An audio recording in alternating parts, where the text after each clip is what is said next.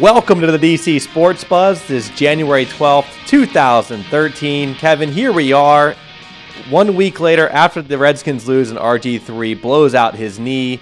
And who knows what's going to happen next? Catastrophic knee injury. Oh, it's terrible. Hockey's back. That's good. RG3 is hurt. That is bad. I do feel like this, though. Even if there was a war going on, I'm not counting the war on terror because I think we've won that one. I still think RG3 would be at the top of the list.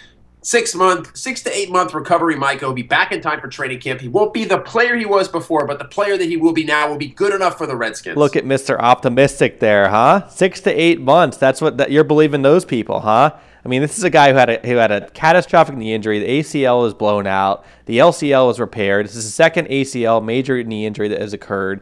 And let's be honest, he's sitting in a hospital bed right now in Florida, and who knows when he's going to start his rehab. Those people, if you mean the doctors, then yeah, those are the people. Yeah, some of the optimistic doctors that say 6 to 8. Then there's the ones that say 10 months. I will tell you this right now. RG3, don't feel sorry for this guy. He's lying in a bed, watching Jerry Springer, little Maury Povich, finding out who the father is, getting sponge baths from hot nurses. He's doing pretty well down there. Don't worry about him, and he'll be back in time for training camp. My question for you, though, Mikeo, is who is to blame for all this? Are you pointing your finger directly at Shanahan for this? Should he have taken RG3 out? I'm going to blame Dan Snyder for everything bad that happens with the Redskins because, I mean, he's a terrible owner. We all hate him. No, it's Mike Shanahan. Like, he's the guy in charge of the team. He's the coach sitting there on the sidelines. He witnessed everything that we saw. RG3 hurting his knee there on the second drive of the game. Doesn't pull the guy from the game. And RG3 admits that he's hurt and just leaves him out there. Leaves him hung out to dry. And now look where we are. So easy and so simplistic for you to blame Mike Shanahan for this, to point the finger at him after the fact. I'm going to paint a scenario for you. What if Shanahan takes RG3 out at halftime, puts Cousins in, Cousins throws 2 or 3 picks, Redskins lose 31-14 to Seattle, and RG3's MRI is negative? Then everyone's calling for the coach's head, and he's but you have a healthy RG3 for the season that starts. You had a great season. You finished well beyond what the expectations were. 10-6, you won the division. You got to the playoffs. You got a healthy RG3. They're not going to win the game either way. Let's be honest. They didn't win the game, so it's a moot point. Hey, the player wants to be out there. Football is unlike any other sport. These players play hurt. These players continue to play hurt. Just look at Ware in the Cowboys game. I mean, the guy basically had every body part injured. He went out there. My question to you, Mikeo, right now is, out of the 3 young quarterbacks in this draft class, out of Wilson, out of RG3, and out of Luck, starting right now from this moment, who has the best NFL career? Well, coming from the person who picked Seattle last week to win, Kevin, and was correct, you'd think I'd take Russell Wilson, but I'm not going to take him. That's the easy way out. It's going to be Andrew Luck. That's pretty obvious. We all know that. He was #1 overall pick for a reason. He's a pocket passer. You know, every QB that's won a Super Bowl has been a pocket passer. This is a guy who threw for over 4,000 yards. He's going to be consistent. And most importantly, Kevin, he's going to be on the field and healthy because he's not running around like a chicken with its head cut off getting hit by 300-pound linemen.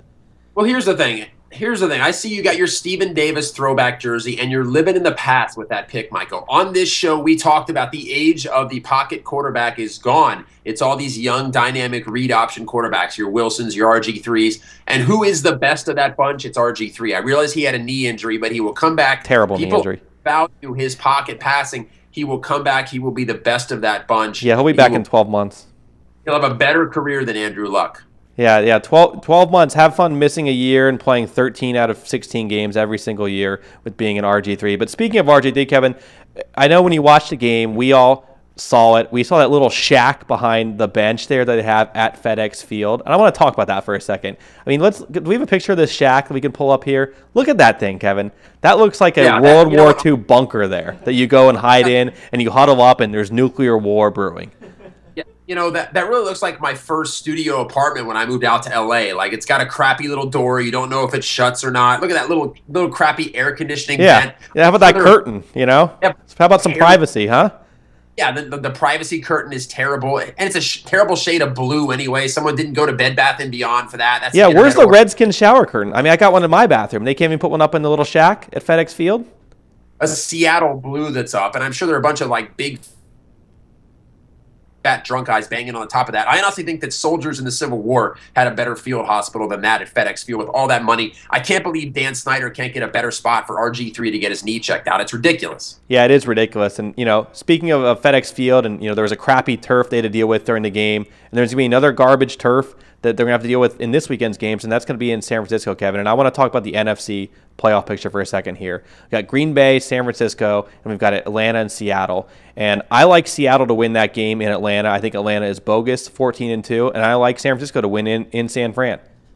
I think both of us can agree Denver's going to come out of the AFC. So I actually like the Atlanta Falcons to finally right the ship, finally win a playoff game when the pressure's on the line at home. I think Seattle gave their best game against the Redskins. Lynch is a little bit banged up. I think that the Atlanta offense is going to I'm getting my birds confused. The Atlanta offense is going to get things, fixed up, and they're going to beat Seattle. I also like Green Bay over the Niners. The Niners are not the same team now that they were a couple weeks back. They've got some injuries. They're a little bit banged up. I don't trust Kaepernick the way he's playing these days, and Green Bay is back and healthy. Green Bay beats the 49ers, Mikeo. Kevin, like you said, it's the age of the dual-threat quarterback. I like Colin Kaepernick and his running ability, and I like Russell Wilson and his running ability. I like your tips, Kevin, with the dual-threat QBs. We're in that age. Let's ride them, baby. But unfortunately, Kevin, we are out of time here on the Sports Buzz. Hit us up at sportsbuzzdc@gmail.com this week, but we'll be back next week with another show here on the DC Sports Buzz.